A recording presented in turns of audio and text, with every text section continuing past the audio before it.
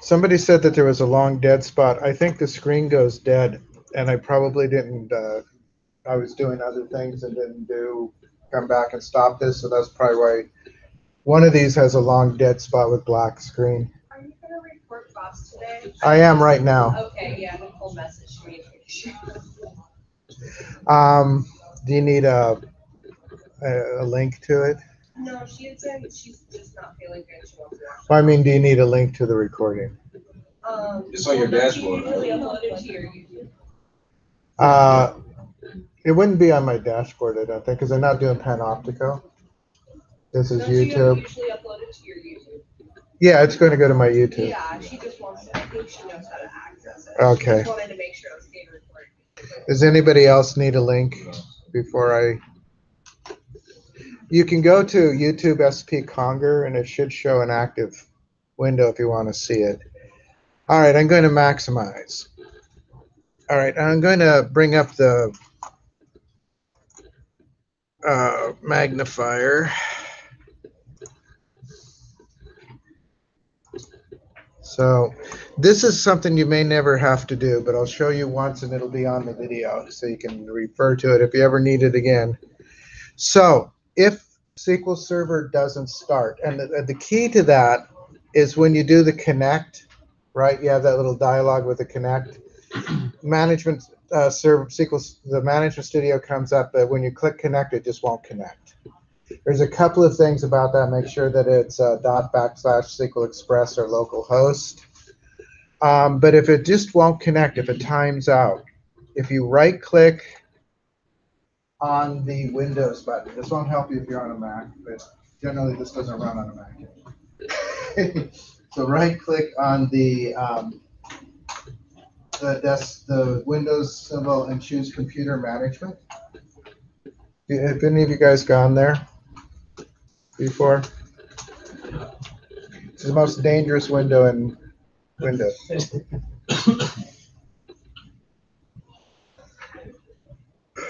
It is a place where you can configure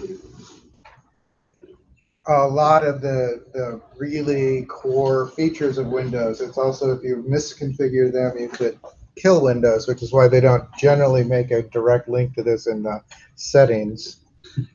But if you go to Services and Applications, there's a SQL Server configuration.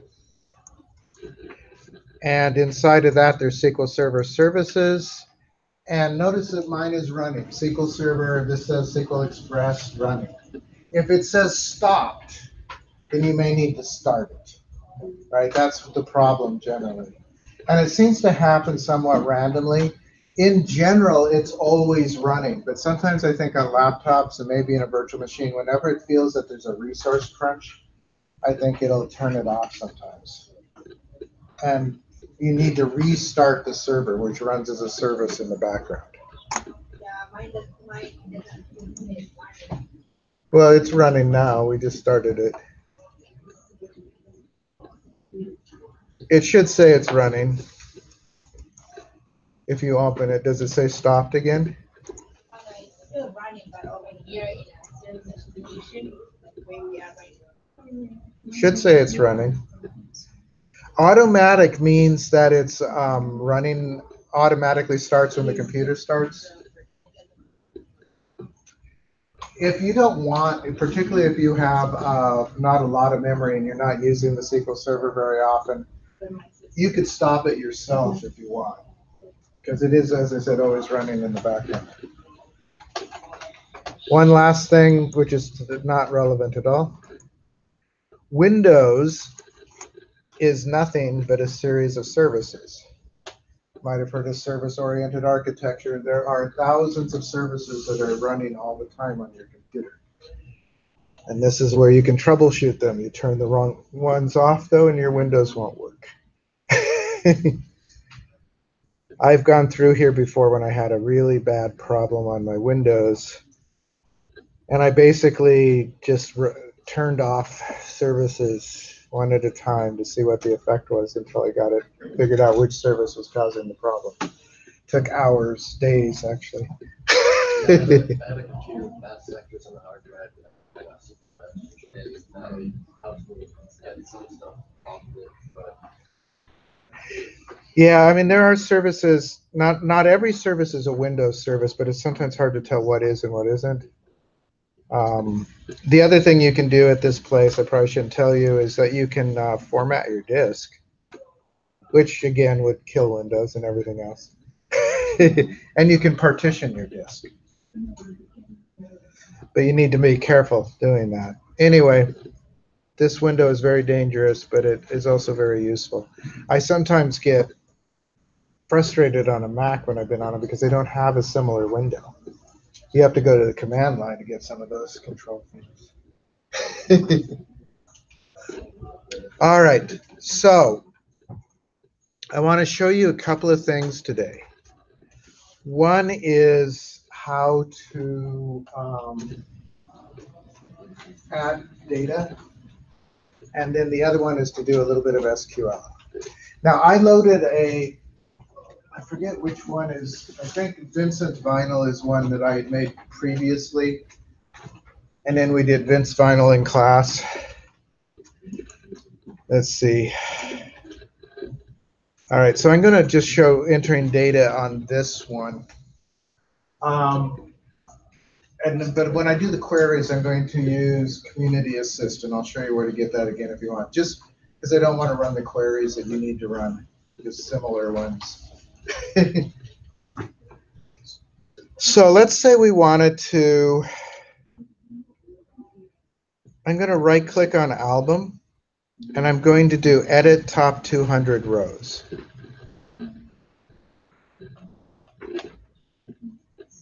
All right, so this is where you can enter data, and if you hadn't entered anything before, it would just be blank, right? Just an empty row at the top. So if I were to enter another record, we got Blonde on, is that Blonde on Blah? I forgot the D. No, just wasn't wide. So we've been doing Dark Side of the Moon. So you just enter this, and then I can give it, I have no idea what date that was. It was in the 80s or 70s? 80s, wasn't it? 70s? It's all a blur. I think it was 73. Okay. And I have no idea what their label is. Now, a couple of things I wanted to tell you, because I'm not going to do a lot of data entry for you. Again, all you need to enter for these are like 5 to 10 records in a table, just enough for the testing. This looks horrible, like there's some terrible error, but what it means is that it's not saved. As soon as I click down to the next level, they go away. This saves the data row by row.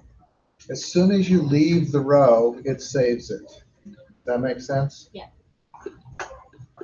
And the exclamation marks just mean that that row isn't saved yet.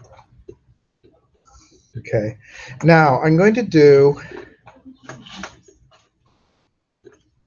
let's do, I want to do one which will give us some problems. Generally, you can enter this way. You have to do the primary key side before you can do the foreign key side. So if I went to Artist Album right now, so I'm just going to right click, edit top 200 rows. All right, so I haven't done the artist or album for any of these.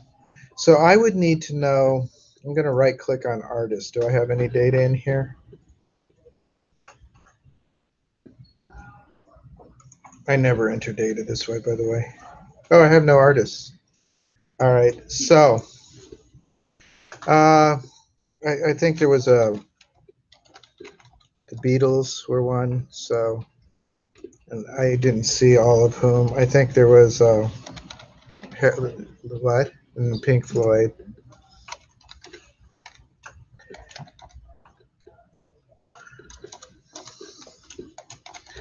It's not auto-populating the website. It will not.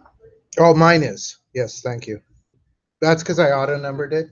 If you did not auto number it, if you didn't turn this into an identity, you will have to manually put those in. Okay, which is fine because we're only going to do a few, right?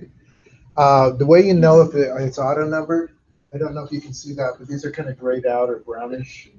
That means it's an auto number. You can't enter a number there. It won't allow you to enter a number if you made it an identity. How do you make it auto? So to make it an auto number when you create the table, so let's do, I'm going to go to design. And you may find that you need to do this as you're entering data. You may need to go back to design. And when you do design, it gives you this here. And down below here on the properties, there's identity specification. And this one says yes. So there's a little arrow here. You have to turn it down.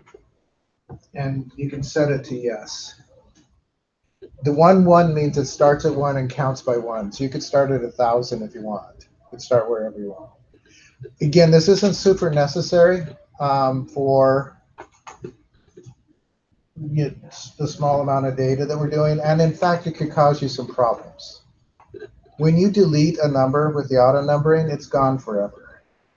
So if you delete number 3, it'll always go 1, 2, 4, 5. 3 is gone forever. That drives some people crazy, but it's actually, there's good reasons for it. And it doesn't matter. You don't have to have a complete count. You know, it just needs to be a unique number for each row. So you could set the auto number down here. But it may object if there's already data in the table.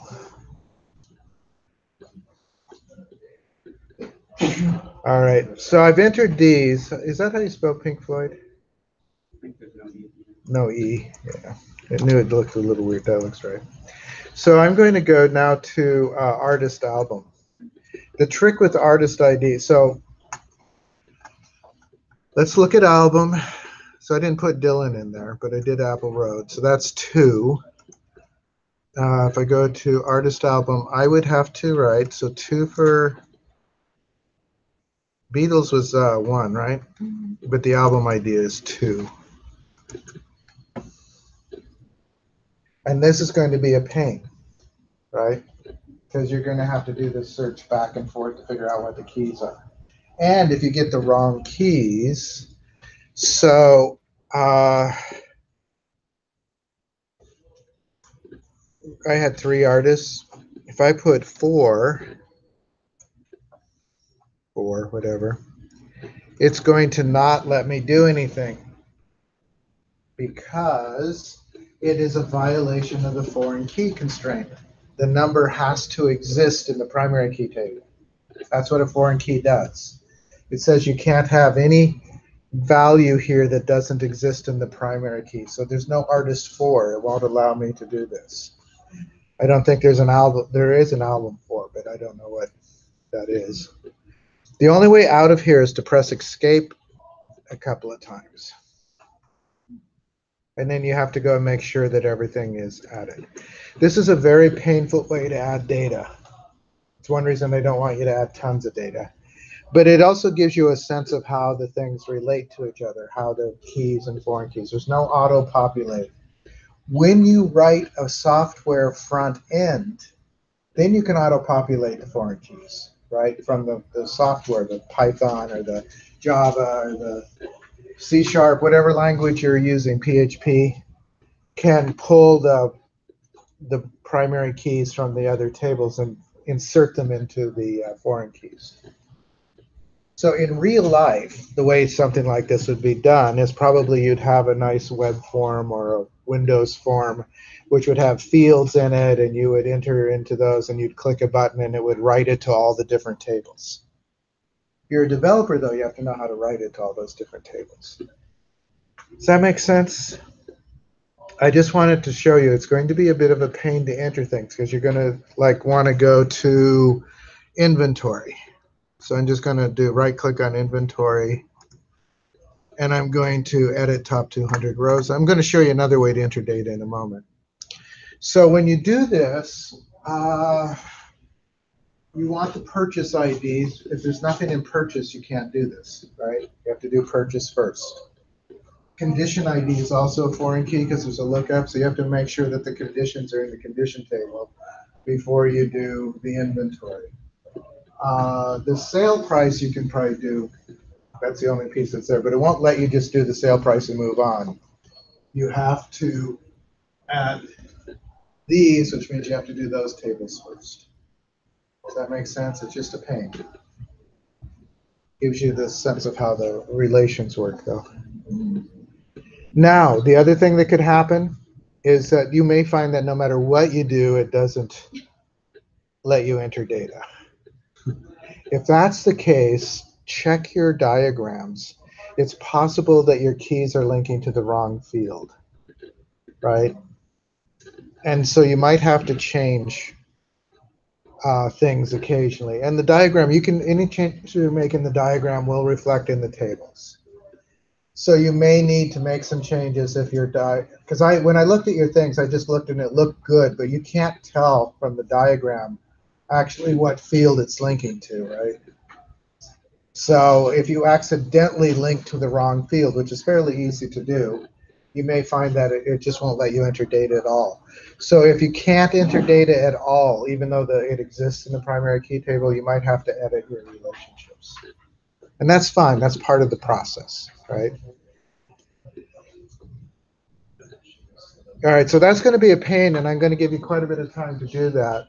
The second part of it, which I want to introduce now, is when we're going to test the data. After you get the data in, getting the data in is one of the tests. That proves that you can insert the data, right? And then the other thing that we're going to do is we're going to do a little bit of SQL to just retrieve the data. Partially because it's really good to learn a little bit of SQL. And it also is a good way to test things. Are we ready for that? Okay.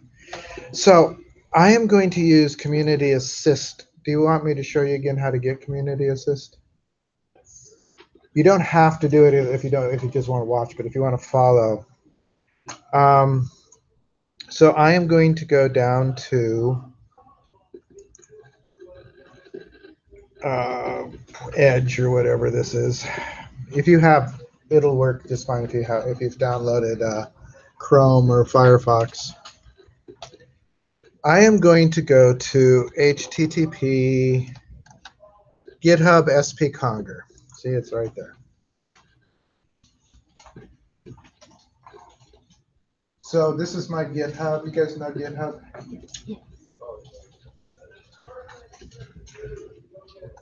So I'm going to press enter. Do you guys need that link a little longer? It's just github.com/spconger. spconger is my username there. There's another Steve Conger on the internet. So I use spconger quite a bit.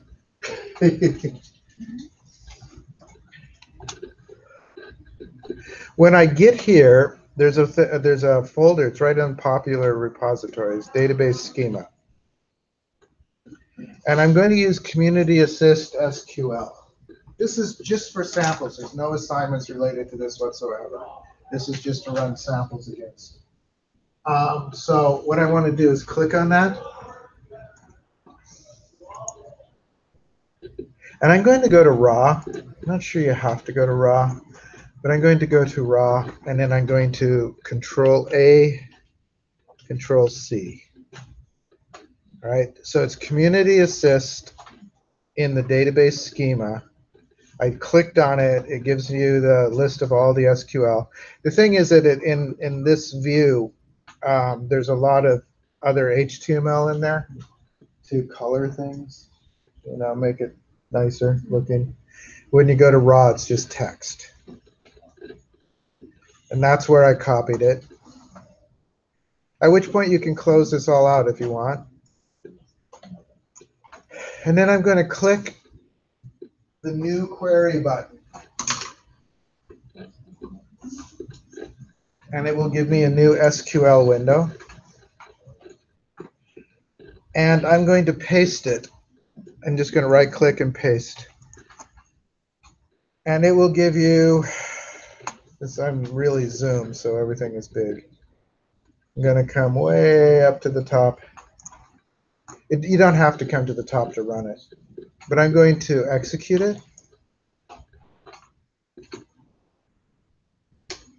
Did it work? Yes, it worked. If you get all these rows affected, that means it's writing the data, wrote all the data. You are welcome to look at this script if you want. It's way above what we're going to go over. But one of the nice things about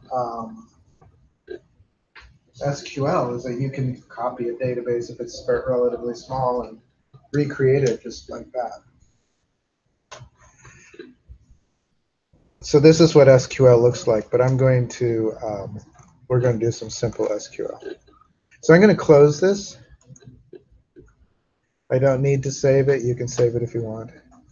Once you've run it, and the way you run it again is hit the execute.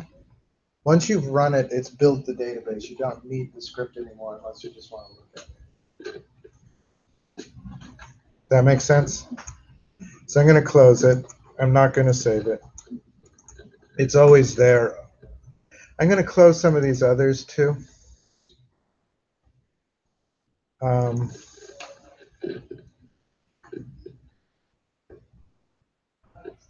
Because I'm going to do other stuff.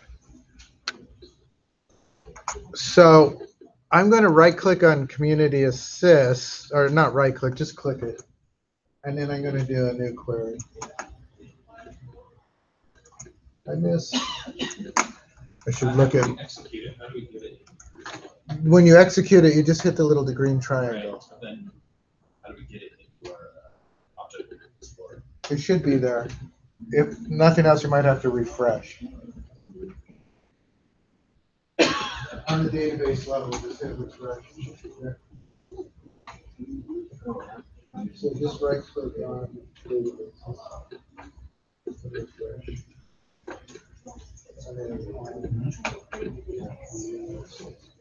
No.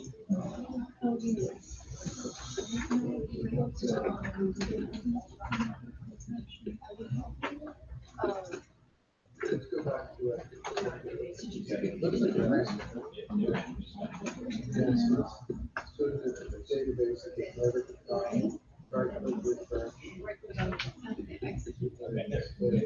Oh, in the community it says 2017. Doesn't have any data in it. You might want to get the community assistant.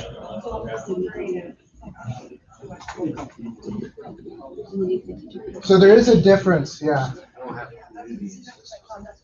Yeah, we'll start getting right.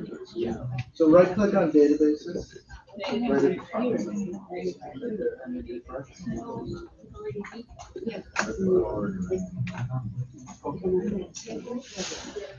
So up at the GitHub, I think I closed that.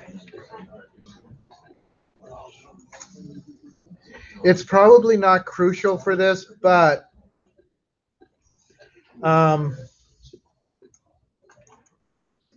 the Community Assist 2017 is empty of data. So you want the other one. Yeah. What?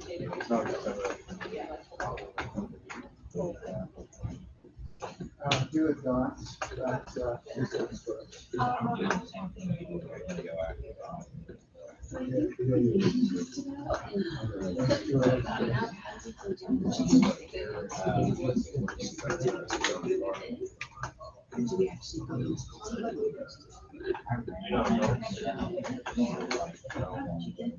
Right, so right click on database.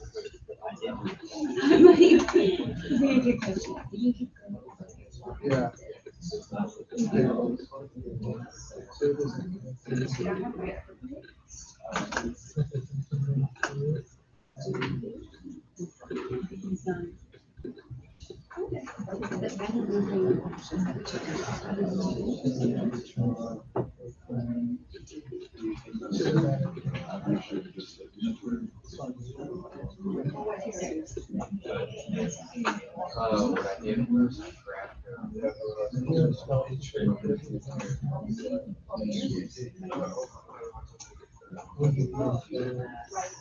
right.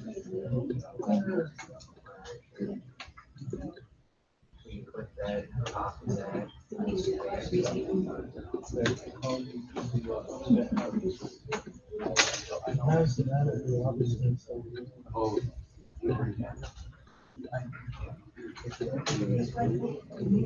see, all I did after I copied and pasted, I did this where I right.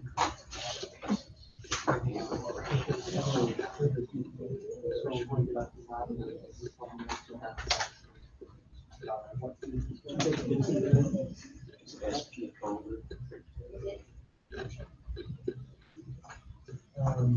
So it's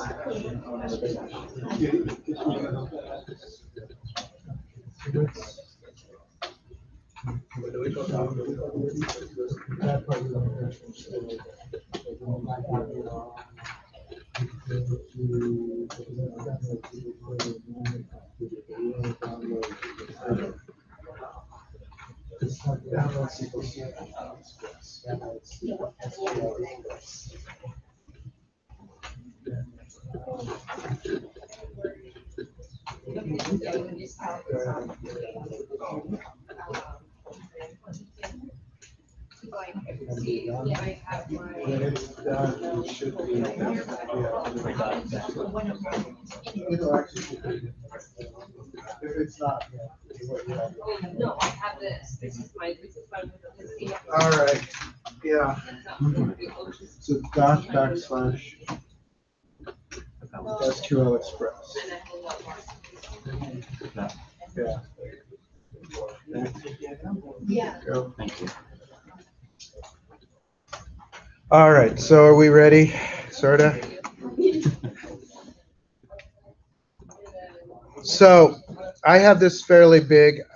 This is going to be like a 20-minute introduction to SQL, which I have a whole 11-week course on SQL, so it's just a little bit of an introduction, but just to give you enough to do a little bit of testing.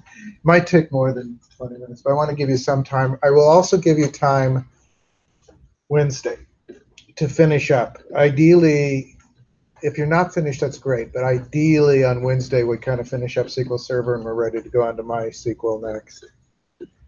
If you're not finished, that's fine. As I said, don't panic. Yeah. Do we need to write in the SQL or just do the data entry, and this is just one of Well, I want you to do some data entry, and then I also want you to write some SQL.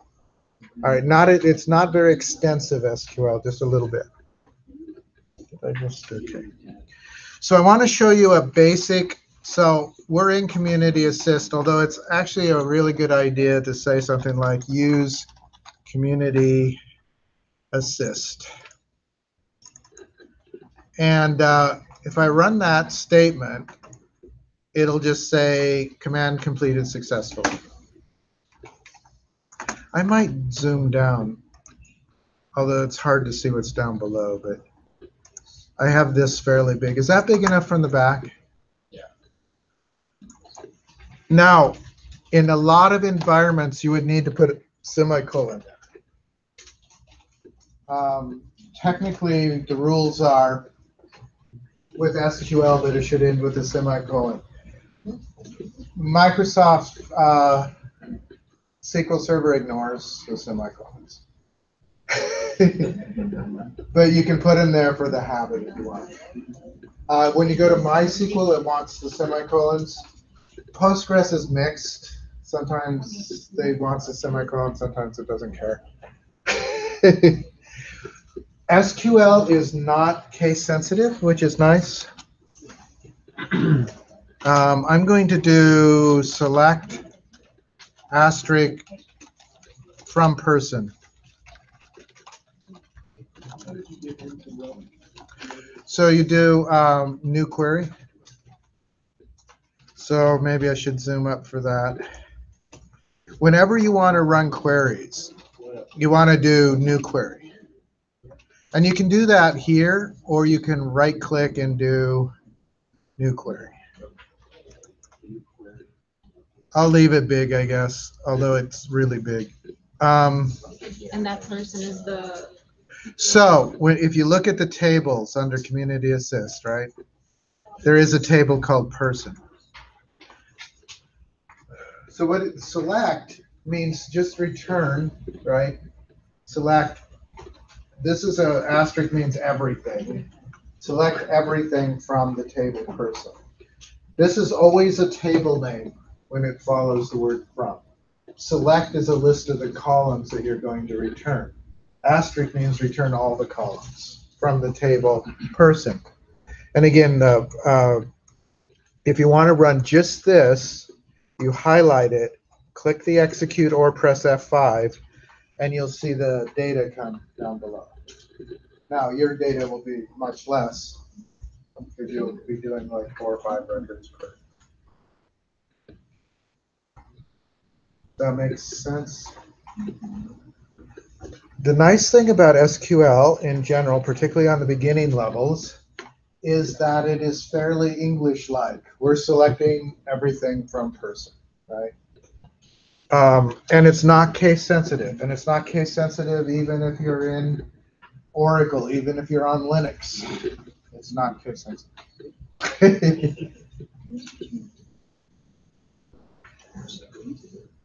Did yours work? Are you okay? Yeah. I can take a quick look. Okay. Thank you. So you're in Vincent's line. So if you open up Vincent's, just click on that little drop-down box next to it. Change it to Community Assist, and then rerun it.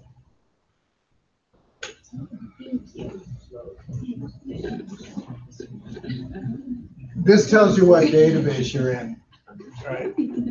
One of the things about these servers is that you can have lots of databases on the same server.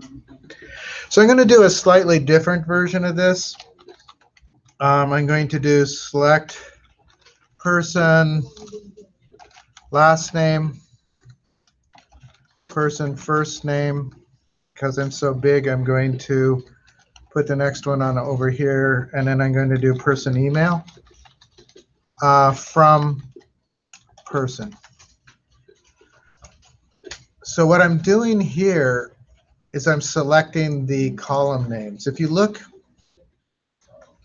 under person and click that plus beside person and then click the columns, you'll see all the columns. We kind of did this. So if I run just this statement, it will show me their last name, first name, and email. So you can select which columns you want to see. All right. These names have to match the actual names of the columns. And typically what you'll find is that when things don't work, it's usually like a typo. Also commas, there's a comma between each of them, but none after the last one. So no Oxford commas. Can I ask? Sure. Mine's showing on both. Like both. Right. So you have to, if you want to run just one, you have to select it. Otherwise, if I run everything, it will do both. Yeah, so if you select it, it'll run just the one that's selected.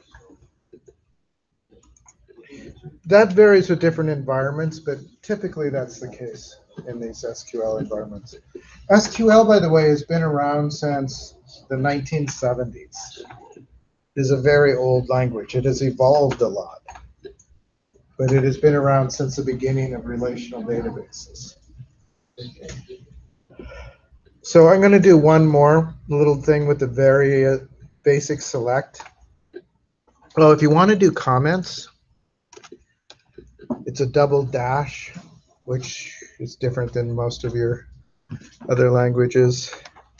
So I'll say these are basic select statements. So if you want to see what's in a table, this is a quick shorthand just to get all the data from that table. Right? I'm going to do one other thing with the, I'm going to actually copy this, but I'm going to add one more thing to it. I just want to show you about sorting. So I'm going to say order by person last name. And what that will do is it will order, notice there now it's recently deceased Paul Allen, Jay Anderson, they're in alphabetical order by last name. Does that make sense? And if you wanted to reverse that, so select it again.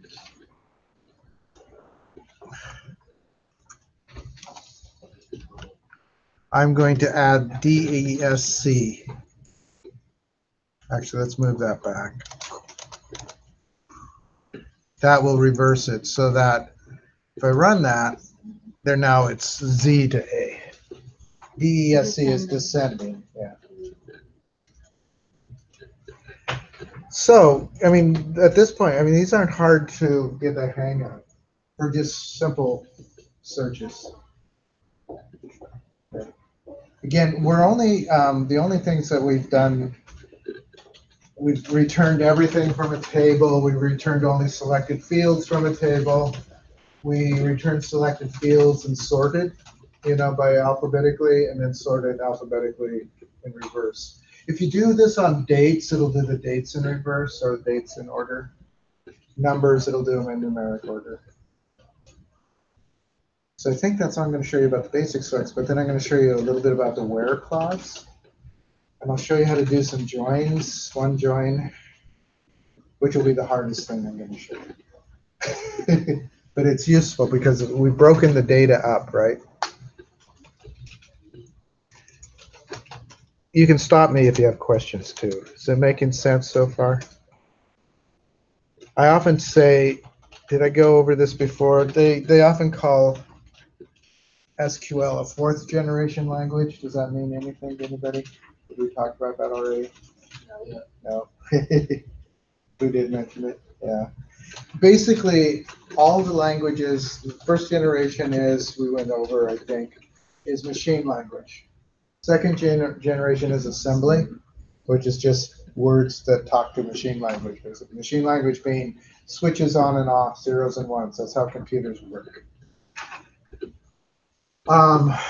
Third generation languages are C, C++, Python, every language that you probably know as a language.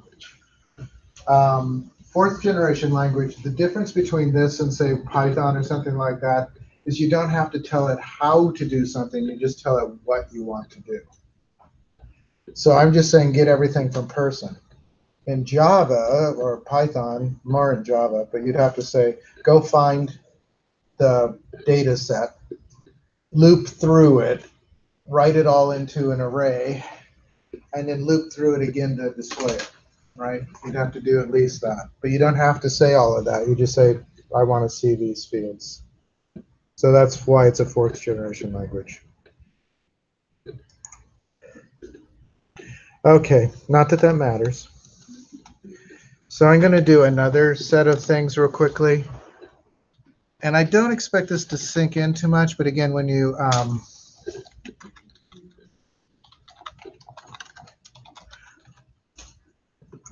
play with it a little bit. So everything we've done so far returns the whole table.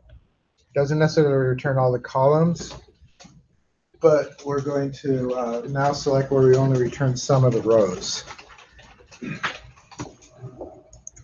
So let's say I want to select person last name, person first name, person email. And notice you can break these lines wherever you want. All right, so from person.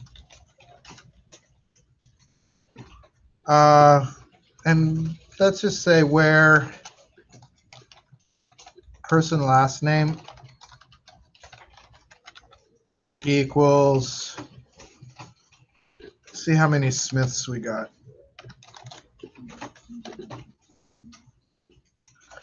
So when I run this, it returns we've got 2 Smiths.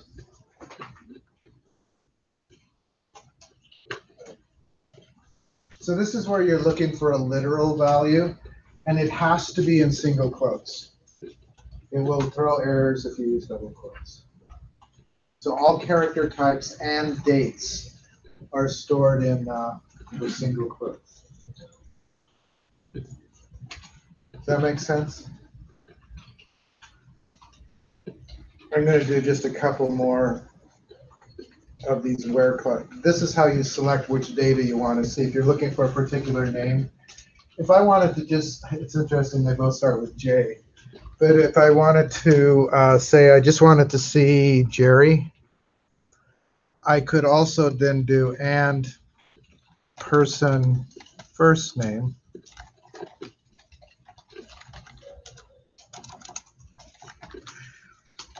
equals Jerry. And again, this isn't case sensitive, so I could do, and if I do this, I'm going to get just one value, which is just Jerry Smith. I'm going to do a little bit, so I'm going to do, I'm going to change tables. I'm going to just do select star from person address. First we'll do that just so you can see what's in person address.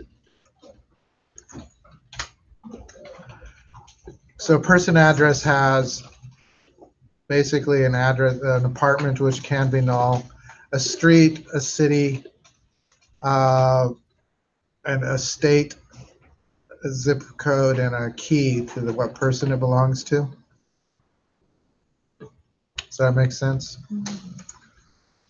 So if I wanted to see just the people in Seattle, let's say just the people in Kent, I see a Kent. I could just do, I'm just going to do this, where person address city, I'm going to break that to the next line.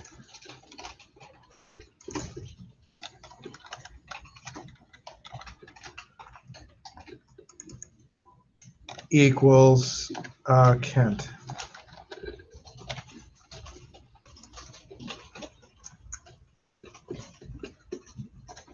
And so there's 3 of them from Kent.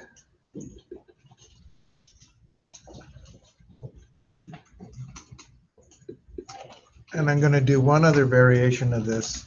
I want to show you, let's say where, and I'm going to put the word not here.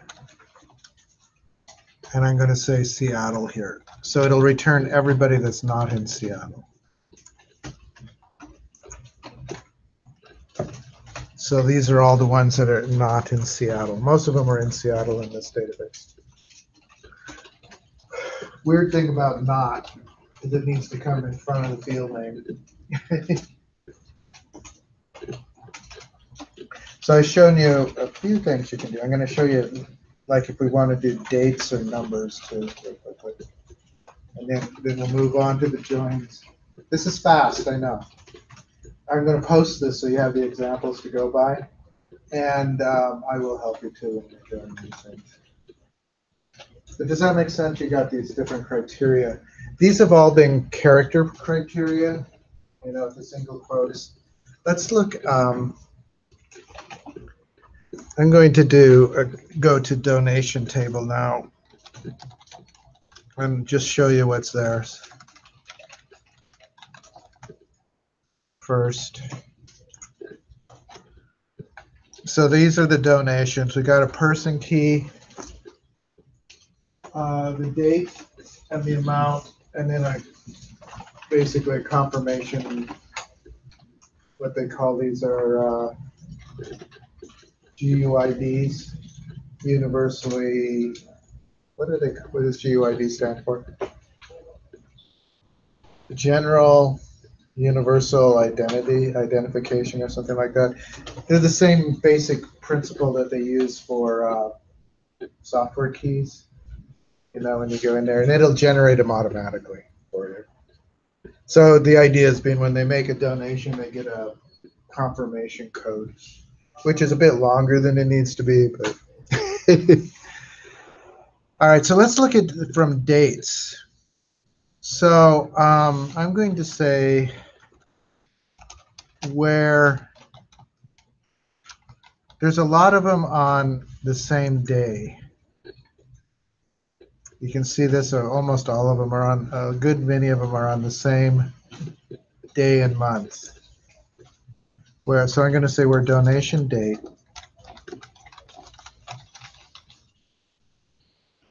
Although this is going to give us nothing right away. So I'm going to say 2015.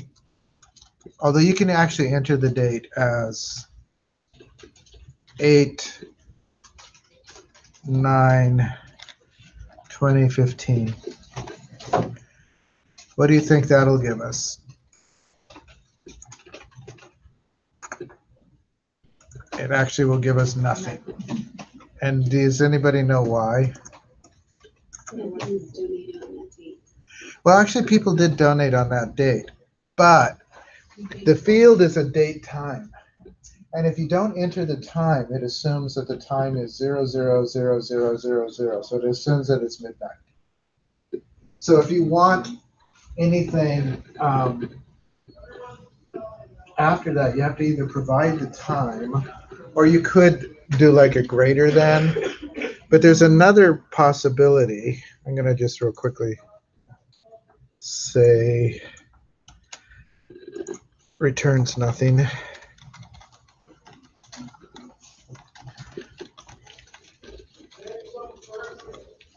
So I'm going to do a version of this where I do a between.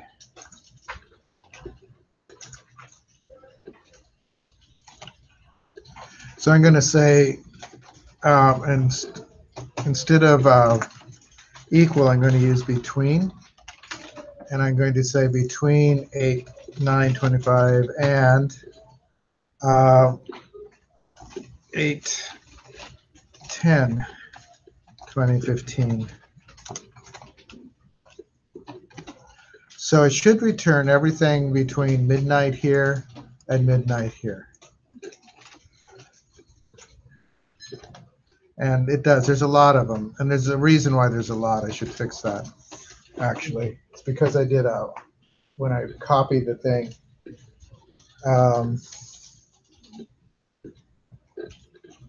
When I originally generated, I used just a function. It was because I was writing them all at the same time. They all had about the same time.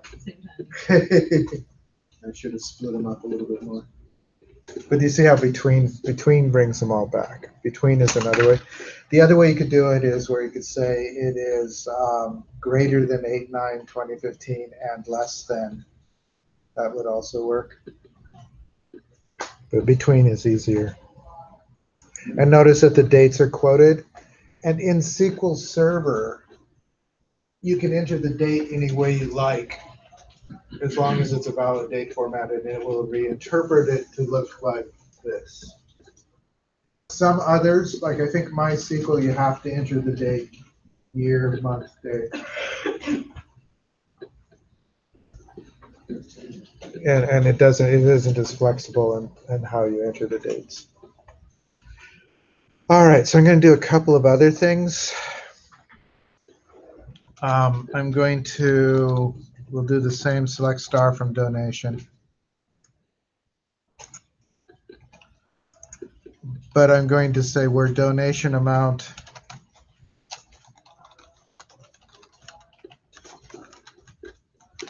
greater than, let's say, 1,000.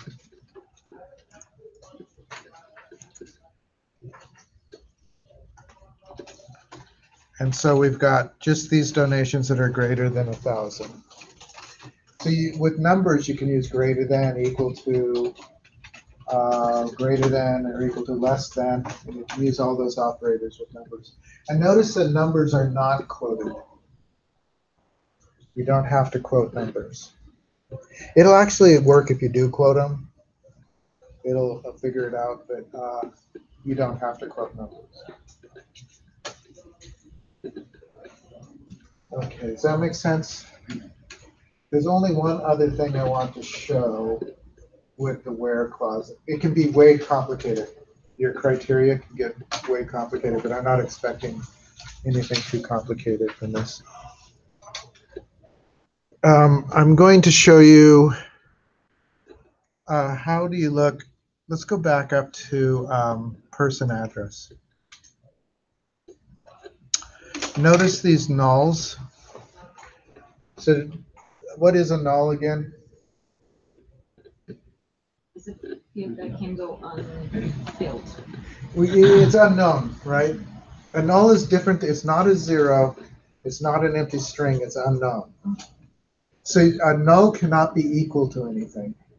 So if you wanted to see all the people that had apartments, you would want to look for all of them that are not null. That are okay. So I'm going to show you how to do that. Because nulls are a special case. So we can't say, so I'm going to go back to person address city.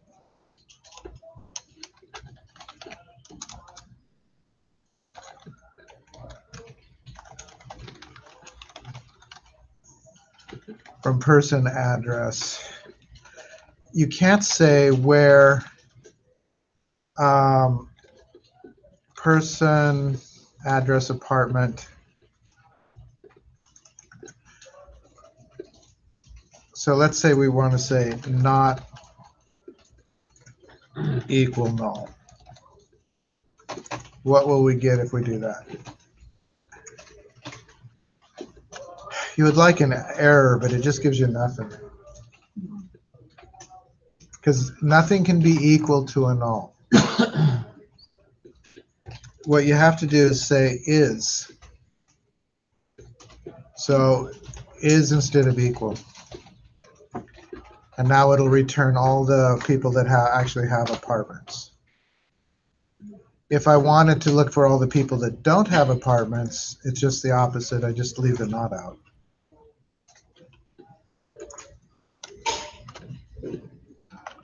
And I'll just take the not out. And this would give me all the people that don't have apartments. So the trick here is you can't use equal, greater than, less than, any kind of comparative, because a null is not a value. So you have to use like an existential. It is null, or it is not null. Actually, with this one, you could put is not null. You could put the not after the is if you want. I think that's all I'm going to do for the criteria, although there's a lot of them that you could do.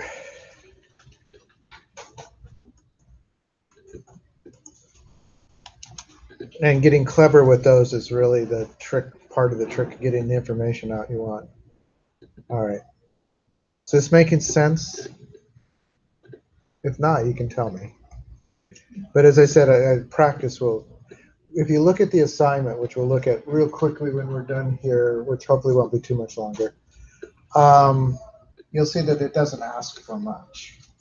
But the more you practice this, probably the better. We'll do a little bit more with the MySQL too. When we get into that, we'll do a little bit more that. There's a couple of things I want to show you. I'm going to show you a join.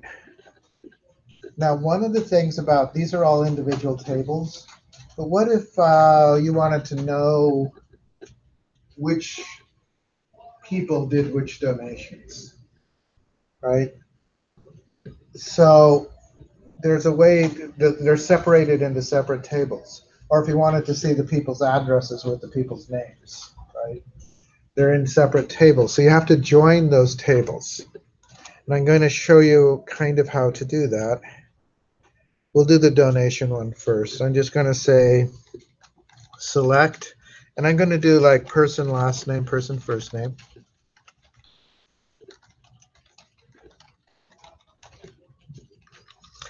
And I'm also going to give us donation key, donation date, and donation amount.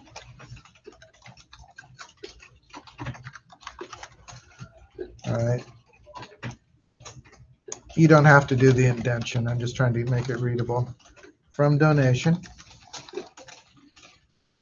All right. But Or we could do from donation, or we can do it, let's do from person first. Doesn't matter really here. And then I'm going to say inner join donation. And I have to tell how those two tables relate. So I'm going to say on person dot person key equals donation dot person key. So we're joining two tables together, but we have to tell it how those two tables relate.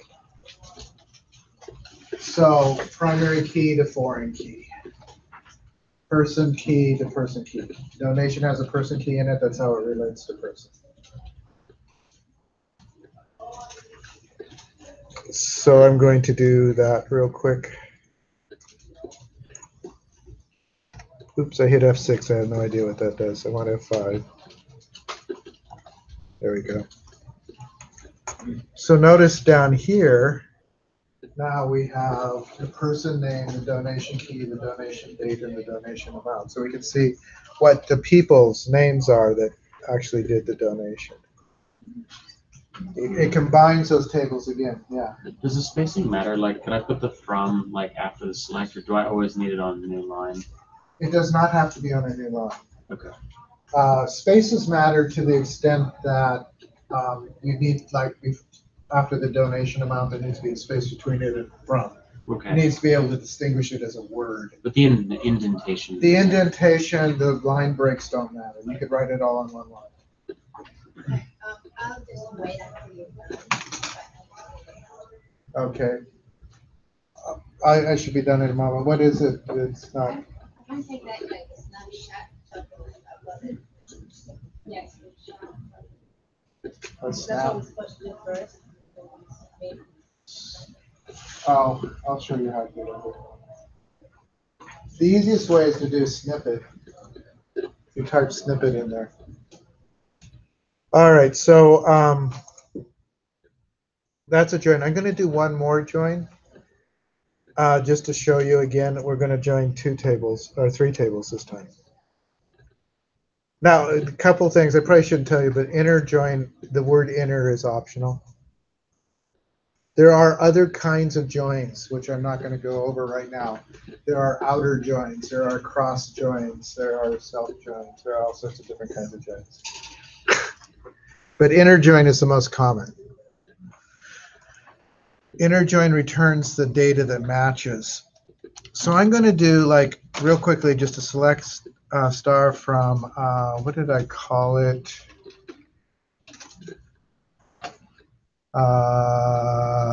Grant request. I've changed some of these databases, and it's trying to remember which's new and what's. All right, so this is a grant request, people asking for money. So notice there's a person key and there's a grant type key. These are both foreign keys that refer to different tables. People asking for money. Sorry. That's okay, that's a little weird. So what I'm doing is I'm going to, we could get the person here, and we could also figure out what kind of grant they're asking for, assuming you haven't memorized all the numbers, right? So I'm going to do a join of three tables. But one of the things you might notice about a join that I don't think I said is you just list the columns. It doesn't matter what table they're from, right? You don't have to do a from person and then from donation up here. In the select, you just list all the columns you want to see, regardless of what table they're from. So I'm going to say select, I'm going to say grant request date. I'm going to do this for a reason. I normally wouldn't bother showing the person key, but I'm going to show it because it'll cause an error I want to show you because you might have it. I'm going to do person last name. Person, I'm going to break the line just for keeping it on screen. Person first name. I'm going to do grant type name.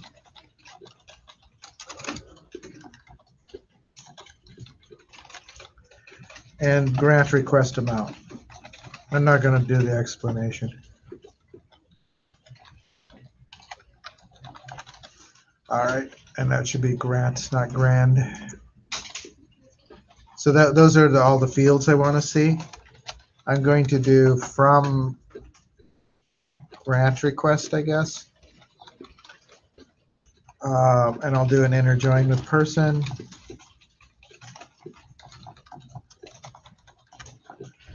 And then I'll say on, this is how the tables relate, on person dot person key equals grant request dot person key. So I've joined person and this. Notice the person key has grant type name is underlined because I haven't joined grant type yet.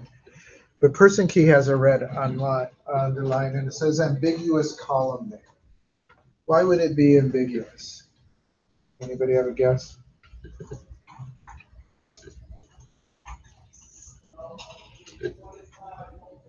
Well, notice down here, it's in both person and in person key.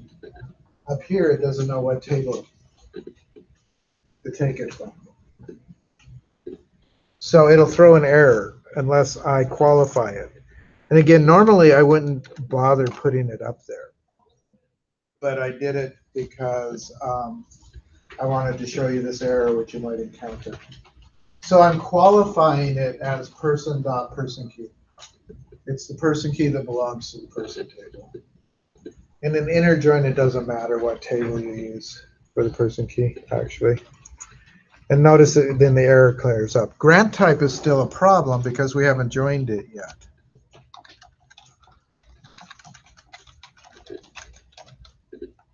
And I'm going to say on grant type dot grant type key is equal to grant request dot grant type key. So we've joined two tables, and three tables really. So we've got grant request, person, and grant type.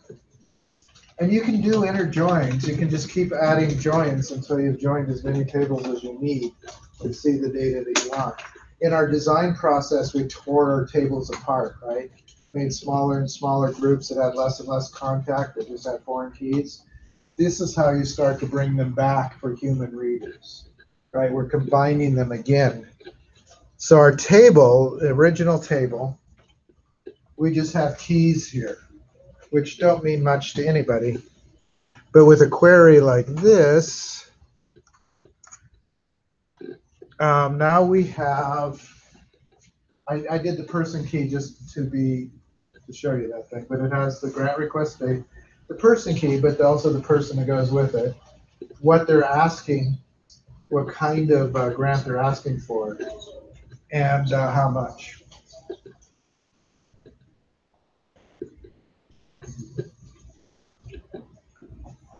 Does that make sense? I just wanted to show you these joins. It's how you bring data back together for human readability. And again, in real life, you would have a query like this, and then you would probably present it on a web page or web form, right? But the developer typically has to be writing these queries. You only have to write them once, right? If they're in the code, but you have to write it, test it.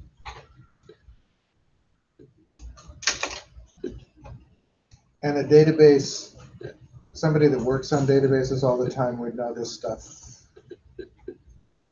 Just off the top, SQL would be their second language. They'd be very fluent in it. All right, I'm going to show you a couple more things, and then we'll give you some time to work. I don't expect, as I said, that this is going to sink in right away. I'm going to post it. You'll have examples. I expect you to struggle through them when you're trying to do it, and I will come around and help you too. The last thing I want to show you is a little bit about insert, update, and delete. I do want to mention that everything you do with the select is safe. It doesn't change the underlying tables, right? Nothing has been changed with all the queries that we have done. These change the tables. These are more dangerous. Update, I actually think, is the single most dangerous one. And I'll show you why in a moment.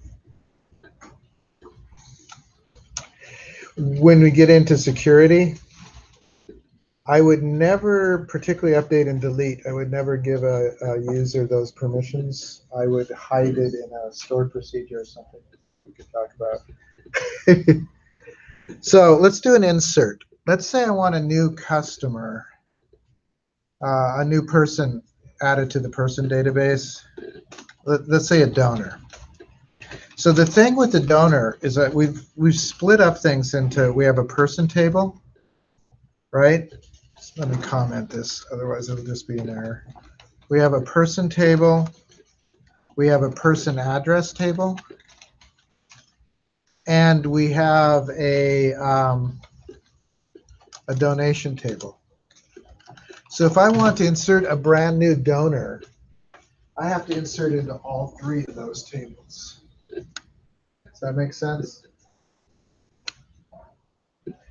Because you can't enter the donation because it requires a person key. You could probably skip the person address key, but you probably want their address, right? You could probably skip that. If you had to skip one, you could skip the address, but you can't skip person and you can't skip. So typically, I'm going to do insert into person. And what I'm going to do is I'm going to look at person. So I need the person last name. This has an auto number. So I don't enter their person key. If you do not have an auto number, you would have to do that. Person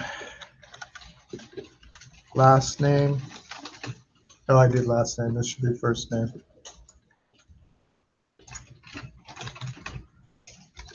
I'm going to break the line again. This is just for, so we got person email.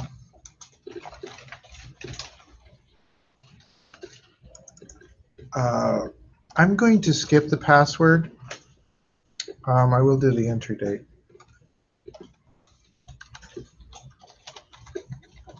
So I'm not going to hash their password. That's another. You guys don't have that, and I'm pretty sure it's nullable. All right, so those are the fields that I want to insert into. And then I'm going to do values. And I'm going to, basically, we just need to enter our last name. Do you guys have a good last name?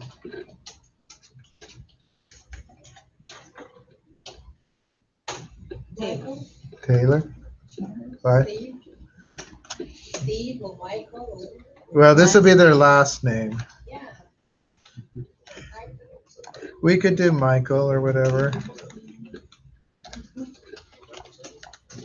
Michael Taylor, he actually teaches accounting. Oh, no, Michael Taylor teaches ITC. He teaches the BITs. Yeah, BITs. I'm thinking of a different Michael for that one, but yeah. So we got last name, first name. I'm just going to do M.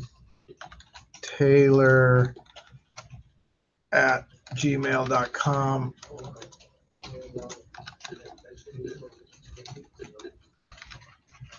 And then for the entry date, I'm going to do a built-in function called getDate.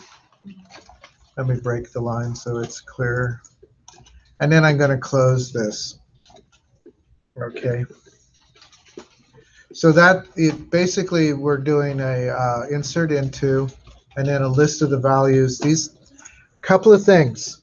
SQL doesn't understand what the words mean or what the columns mean. It's purely this is matched to this, this is matched to this, this is matched to that. It's just sequence. First to first, second to second, third to third. Right? It doesn't know what any of that means. So if you mix up first and last name, it isn't going to know the difference. If you mix up email and last name, it isn't going to know the difference. Does that make sense? Yes. And we could insert that. So I'm going to do a quick insert. I'm just going to do F5. It says one row affected. And if I go to select star from person, and go to the very bottom of the list, you'll see that Mike Taylor's there, and they are their key is 130. I didn't hash their password, so those are no. All right, so then I need to insert into person address. Now this is, I'm going to show you, there are ways that are more efficient than going and looking for their key, but this will probably be your best bet for this. I'm going to insert into person address, and we want all of the fields for that. I'm going to show you a shortcut. So I'm going to go to person address. See how there's a folder called columns? I need to drag it there. I drag the columns folder, and I'm breaking it just to get it in. All right. Couple of things. Because it's an auto number, I'm going to get rid of the person address key. But we've got all of those, so then I just do values. I'm going to put a null for the apartment. Actually, don't quote nulls, just type null. The street,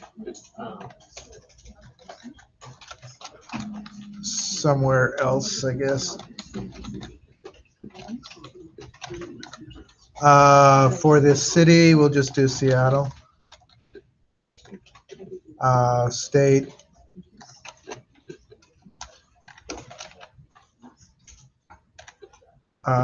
Zip.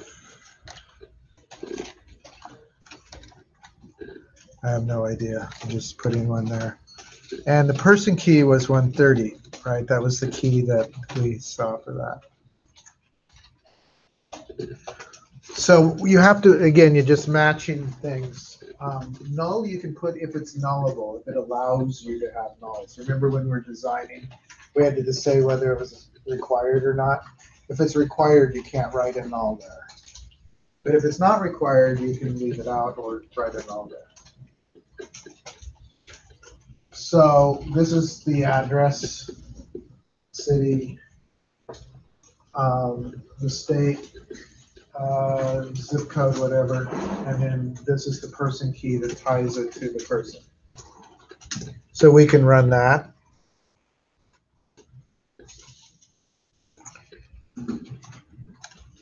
It says one row affected. And again, if I go to person, this time I'm just going to change this to person address.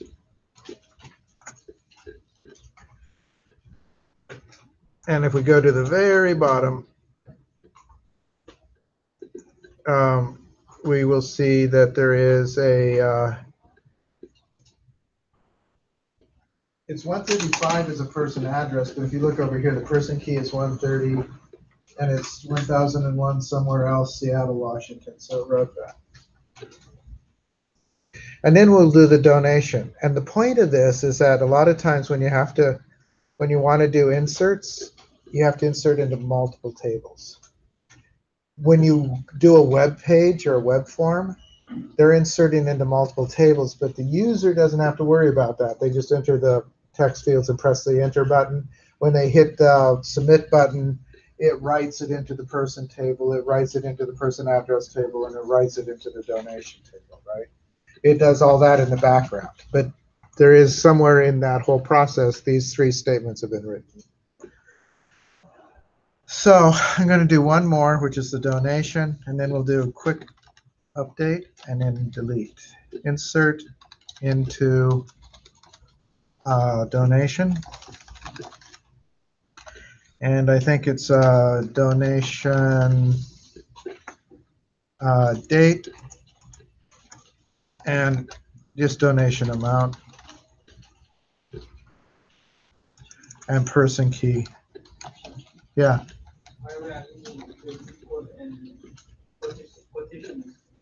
For the 130?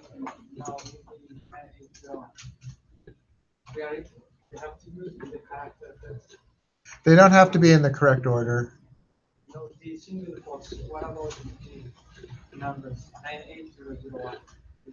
But I made it a character type. I didn't do the zip codes as integers. Partially because I think New York has several zip codes that begin 00, and you can't do that with an integer. There's no leading zeros. So it makes more sense to treat it as a character type. So even though it has numbers, I treated it as character. So I'm going to do values again, and then we'll be done with this. Values, the donation date will be I'm just going to do get date. Get date returns the current date and time. Donation amount, what is Mike Taylor going to give us? 250. And the decimal points are, you can do or not. Person key 130. And then so we can do that. And we'll look at the last donation. And then we'll do update. Select star from donation. We'll go to the last one. So if we go to the very last donation, there's the person key 130, there's the 250, the current date and time. Notice it added the donation confirmation. That's because when I built the table, I made it a default to run that. I think I made the date and time a default too. I probably could have skipped that. It would have just written get date anyway.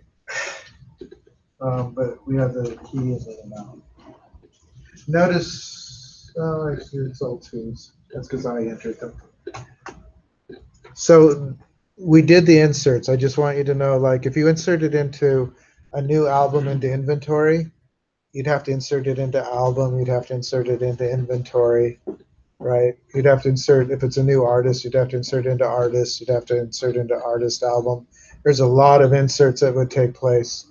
A lot of the, again, you can do kind of what we did before with the edit top 200. I mean, you can do them graphically, but you can also do this insert. And I think I asked to do it in one set of inserts for the SQL part. Couple of other things. Last two things. And if we run out of time, we're taking up more of your time than I meant to. You definitely will have all of Wednesday as open lab to work on this. So I'm going to do, and I'm going to put maybe exclamation marks here. Updates are dangerous. Okay, so I'm going to show you, this is something you can do or not do as you wish. I'm going to do something that I'm going to begin tran. And I'm doing this because one of the things you might have discovered, there's no undo. With SQL and actually in the database in general, there's no real undo. So what I'm doing is I'm going to begin a transaction. I'm going to manually control the transaction. That allows me an undo because I'm about to do something really terrible. Couple of things though, and you have to run this. You can't just write it. So I'm going to execute that. All right, so now we're in suspense. One of the reasons why this isn't a built-in process like this is that I have just frozen my database for all transactions until I'm done. So if there were a database like in real life where there were thousands of people trying to access this all at once, I've just frozen it. It would really peel a lot of people. So that's typically why this isn't done this way, but I just wanted to show you this danger. So I am going to say update person, and I am going to say set person last name equals Smith. What do you think will happen? Yeah. Every single person in the database will be, and don't do that if you didn't run begin tran, although you're not going to be using this database again anyway. But I'm going to do select star from person.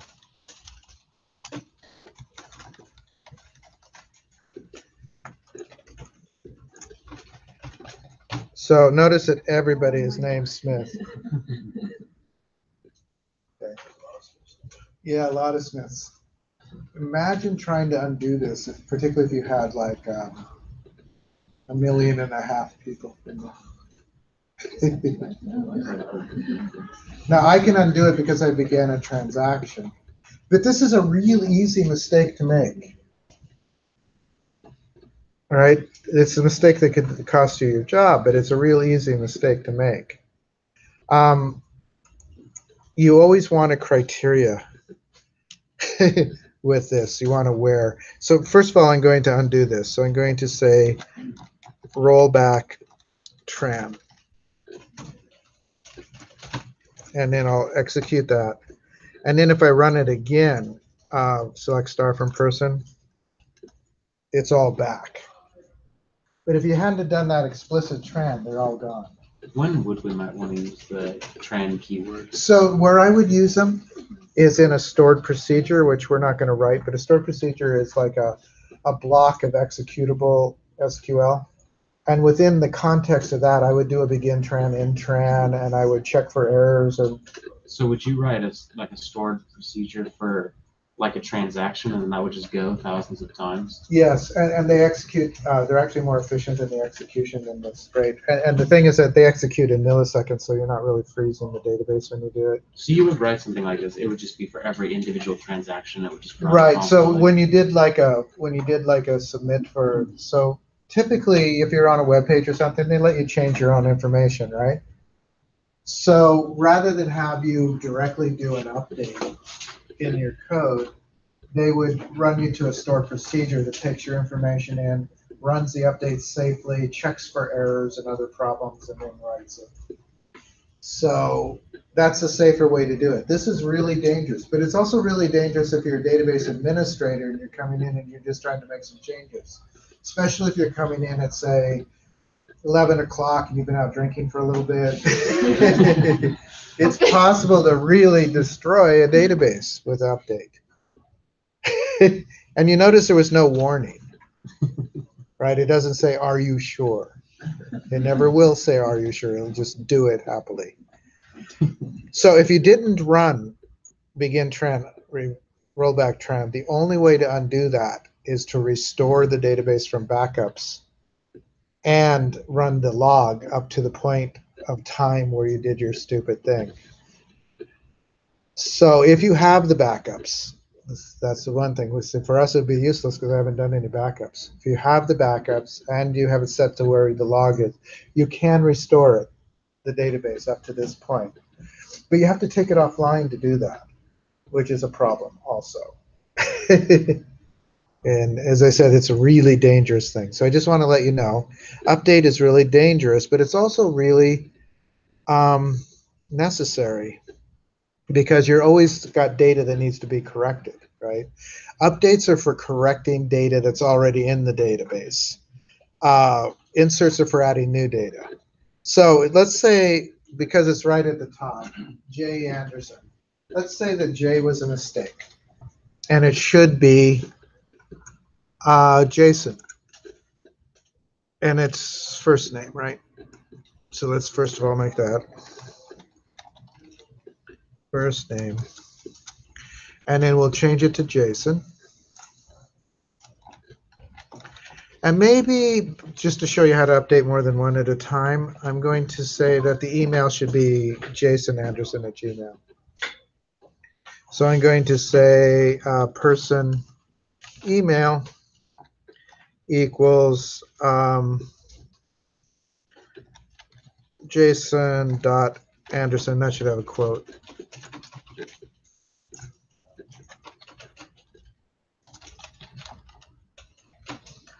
at Gmail. I keep wanting to write Gamo. Gmail.com. And this is the important part. Where person key equals 1. Now, there are times when you want to affect a whole set of things at the same time. All right, there are times when you want, the reason why it doesn't absolutely require you to have a where is that there are times when you want to change several values at once. Maybe you want to increase all of your prices by 50 cents or 22% or whatever. And you can do that. It'll work for that. But this is typically what you want. And again, I could do the begin tran if I really don't trust what I'm doing, but at this point it's fine. And then I will run this. And then if I select from person, you'll see that it's now Jason Anderson and Jason.Anderson at Gmail. So those changes went through. Those are changes that I want. So instead of rollback tran, I can say commit tran. And when you commit, it's written.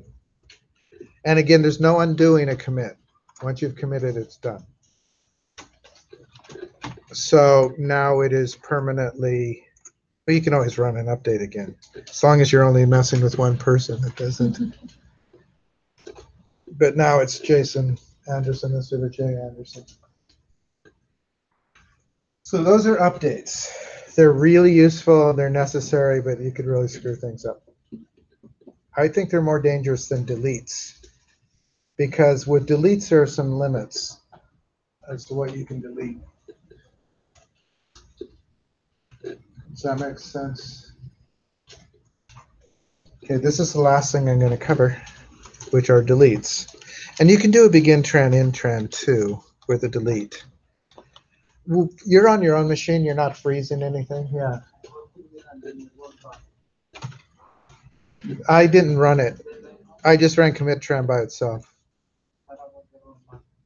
I didn't run the rollback when I did the. So I didn't highlight like this. I highlighted this, and then I did this. I think you're talking about previously when you had lost the information. It didn't allow you to do the rollback? Are they all still Smith? Did you run the begin tran, actually run it, not just write it?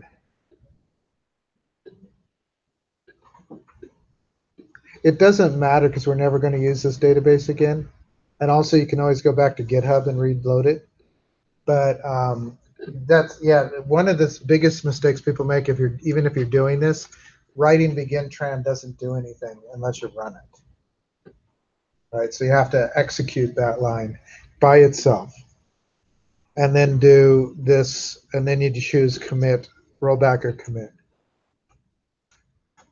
If it won't roll back, it's probably too late, which is okay.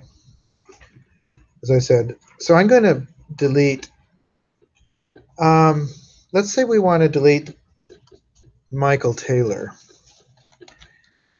who just donated to us. So I'm going to say delete from person. And I'm even going to give it the where clause, where person key equals 130. And despite having that, it's not going to delete. Anybody know why?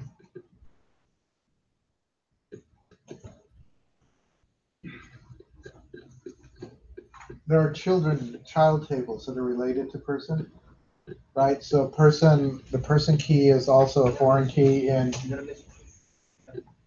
what? Right, the relationship won't allow you to delete it. The person key is in address, and it's also in donation, right? So in order to delete Michael Taylor, you would first have to delete the donation and the address. You have, this sounds really cruel, but you have to delete the children before you can delete the parent.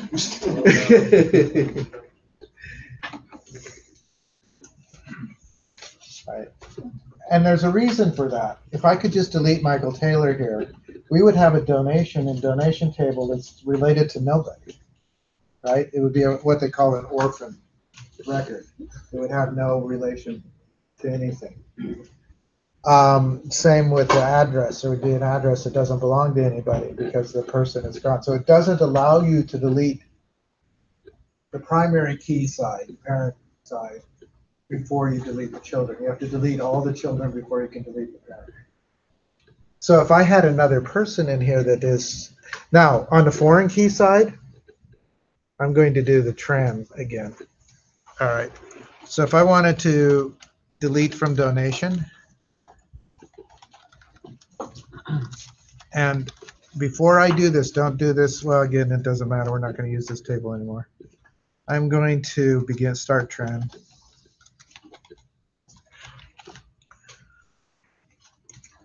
Actually, it's begin tran, not start.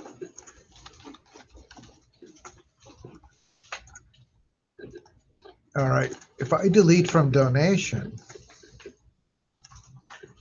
notice it says 49 rows affected. And if I now select star from donation,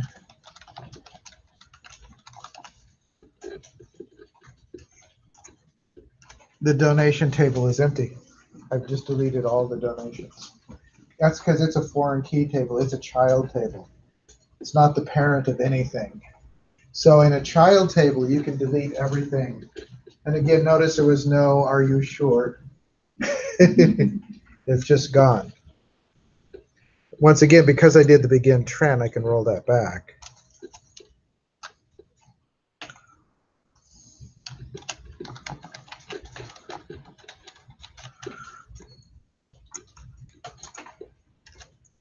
But if you don't do the roll back, it's just so it's back again. But if I hadn't done that begin trend, they would have all just been gone. And again, the only way to get them back is to restore from backups. You should always, when you're doing a delete, you should have some kind of criteria that you're deleting from, and then you should be careful. So insert, update, and delete actually affect the data in the tables. They are dangerous. The selects are never dangerous. They're just returning data for you to look at. I think that's it. I think I used up most of your time, so I guess Wednesday is going to be the... I'm going to post all of this, and my comment is a little bit more. And there is a video that we went through. So I'm going to post the video too, and then, as I said, next time, let's just real quickly look at the assignment, I guess. So I'm going to just bring that up.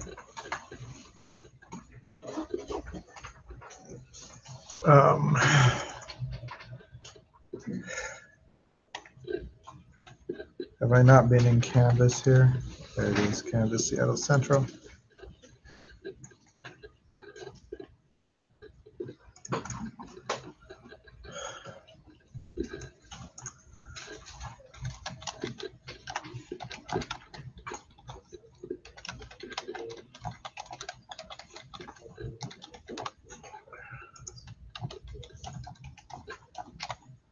I know this is an awful lot for a Monday. So let's do, it's us.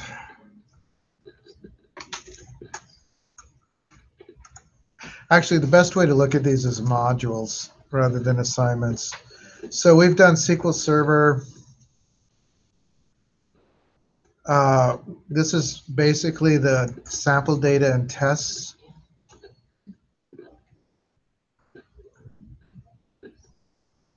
So this is the big part, 5 or 10 rows of data, right? And you can use the insert statements, but I would probably just suggest doing the edit top 500 and just entering it graphically. And then these are the queries. What albums are in stock, right? So that would be just that. And I'm pretty forgiving, whatever you come up with for these. Who are the customers? What requests are currently pending? How many albums did you sell on some date? You know, purchase a new album, and enter it in the database. This is where the inserts go. Create a sale. This is also some inserts. And then just a screenshot of the queries with the answers would be good. Again, I'm pretty loose on this, and I'll help you with those things too. Also, if you really want, if you do want to do stuff I didn't cover or do it a little bit more, Google, there are, SQL has been around for 40 years. It is everywhere on Google. There are thousands of tutorials, thousands of references. If you Google it, you can almost always find an example. And if you can't, I can help you. All right, so that's what's for next time. I am going to copy this code and maybe comment it a little. Let me and you guys can start, or you can call it it's lunchtime, really.